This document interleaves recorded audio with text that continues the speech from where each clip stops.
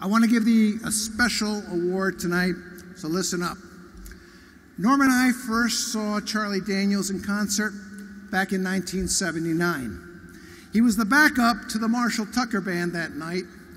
His performance was so spectacular that after the Marshall Tucker Band played its headliner set, which is also quite good, the audience roared for an encore from Charlie Daniels. An outspoken patriot, beloved mentor to young artists, a prolific writer, a devout Christian, and still a road warrior at age 79. Charlie has parlayed his passion for music into a multi-platinum career and a platform to support the military, the underprivileged children, and others in need. After writing tunes for Elvis Presley, performing on albums with Bob Dylan, and producing albums for the Youngbloods, in 1970, Charlie struck out on his own in a very big way. He was an immediate sensation with songs like Uneasy Rider, Long-Haired Country Boy, The South's Gonna Do It Again, In America, The Legend of Woolly Swamp, and of course, the biggest of them all, The Devil Went Down to Georgia.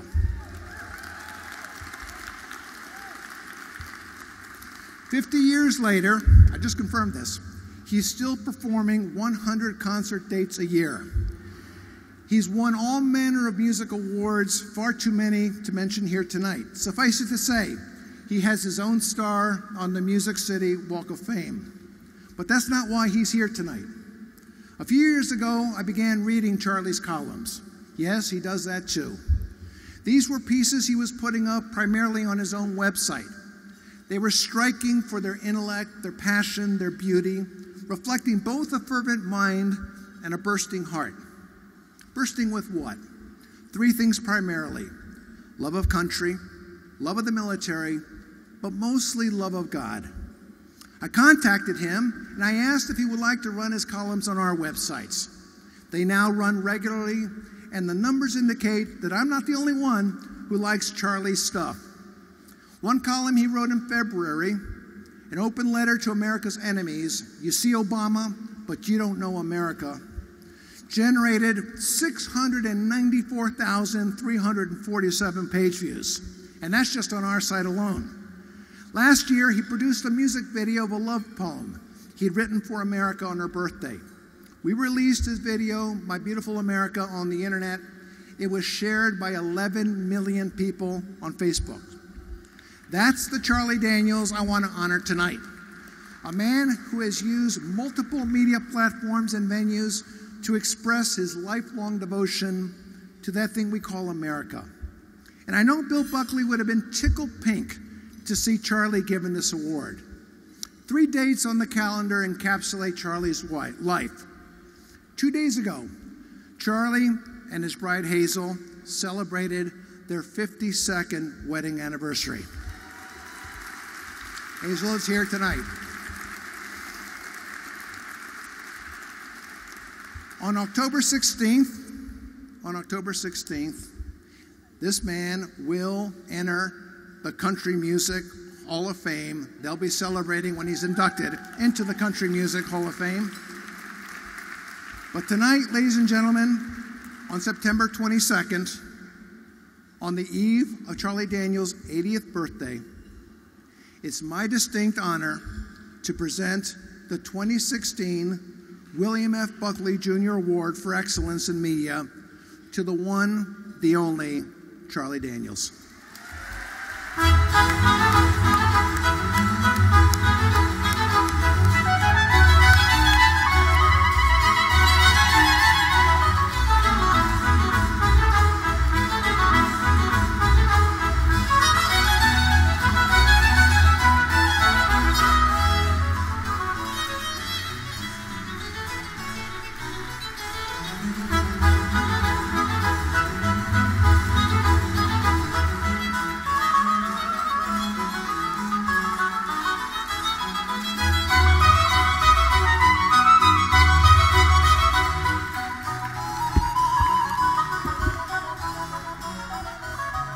Thank you. I'm very deeply honored.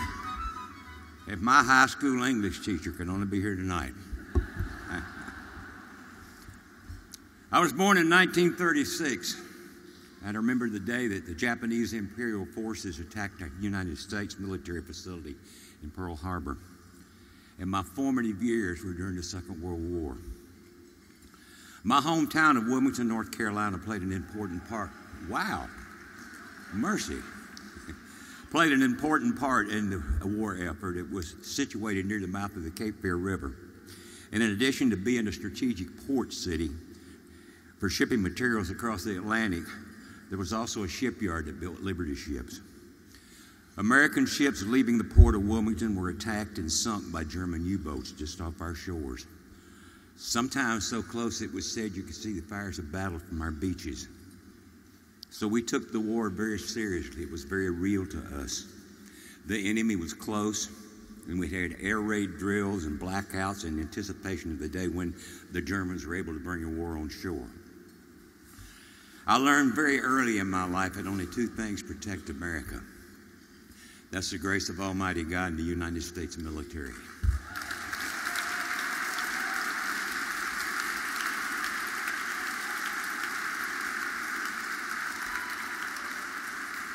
It was that way then, it's that way now, and it will remain that way as long as America stays a free and sovereign nation.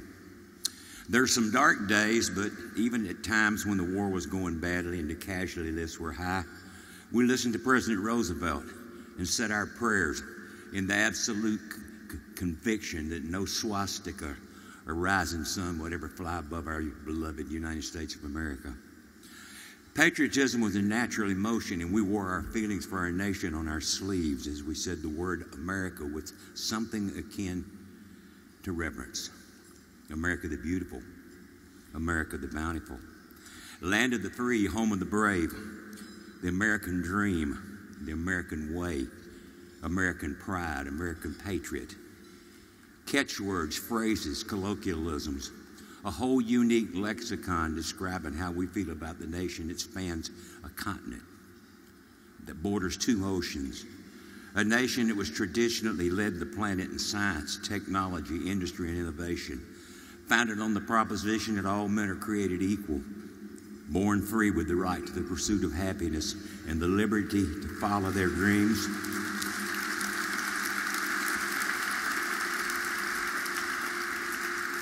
And the liberty to follow their dreams as far as their initiative, determination, and sweat would take them. It's a wonderful way to think about this land that's brought prosperity and freedom to so many, has fought for the cause of freedom around the world, has dethroned despots, banished dictators, ripped apart an iron curtain, and freed a whole continent from fascism. Nice thoughts, true thoughts, but current thoughts? Folks, let me ask you a question. What in the hell happened to our country? Any conversation about what's wrong in America usually starts and ends with a scathing criticism of the men and women we send to the national and state capitals to represent us and handle the business of running our nation. And while it's true that a wide river of guilt as deep as a horse's bridle flows out of Washington, D.C., and the various and sundry centers of political power around this nation, can we take a deep breath and pause and consider a much overlooked but pertinent fact? A nation's greatness is not reckoned by the caliber of its politicians, but conversely, the greatness of its politicians is reckoned by the caliber of its people.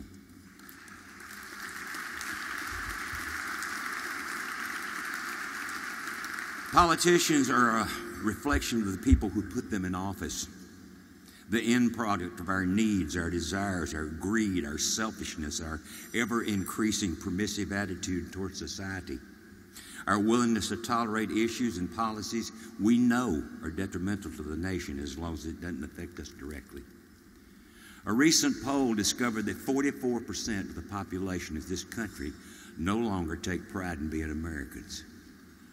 44% of the people living in the nation with more opportunity, more security, the land of overnight millionaires, the place where even the biggest dreams can come true. 44% have decided that America is not still the greatest nation the world has ever known, but a place to be ashamed of, guilty of nation building. fighting ignoble wars and suppressing minorities? What's led us to this sorry state of affairs? How can people who have been so blessed just to be born and have citizenship in this nation possibly not feel pride in the fact?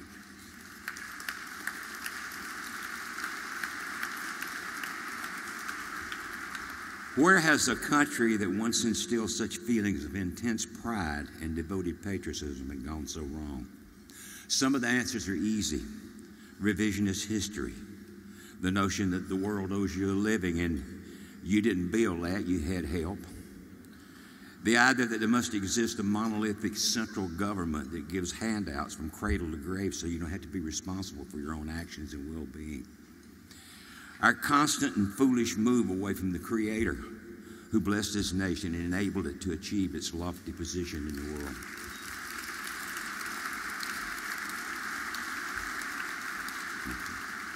Those and other factors combine to present a perverse view of the United States of America, to blind us to the greatness of this country. This nation does and will only exist by the belief and devotion of its people, many of whom seem to have lost sight of what America really is.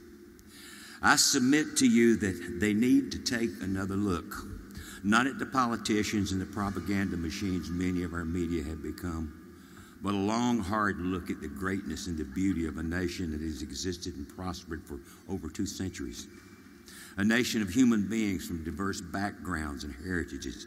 A nation that has it all. A nation unlike any other. Have you ever spent the late afternoon watching the purple shadows deepen in an Arizona desert?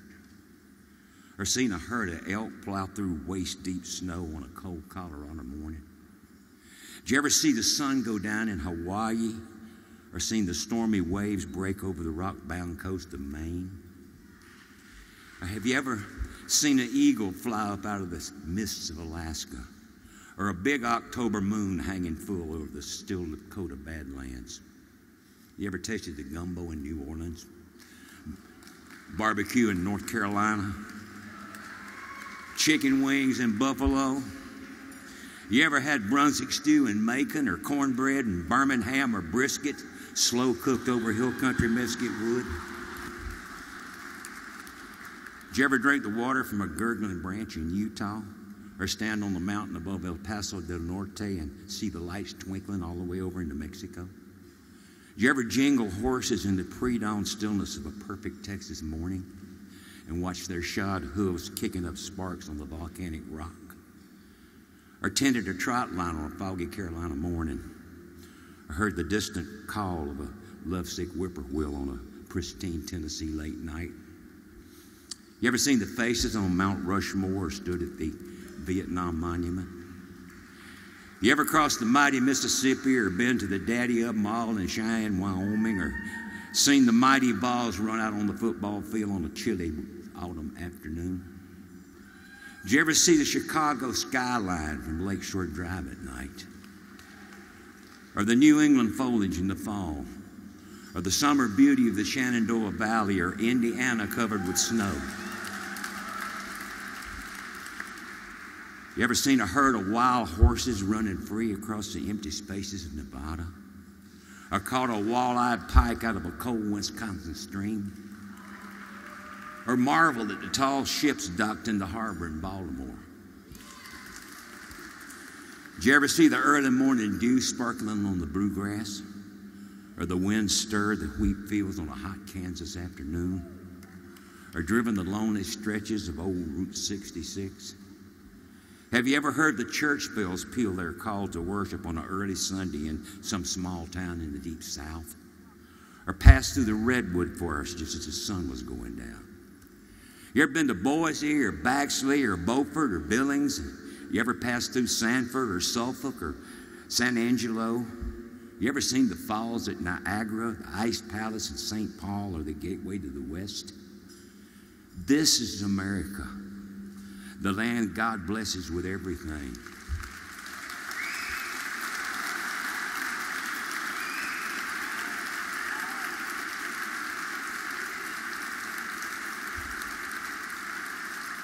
And no Eiffel Tower, no Taj Mahal, no Alps, no Andes, no native hut, no royal palace can rival her awesome beauty, her diverse population, her monolithic majesty.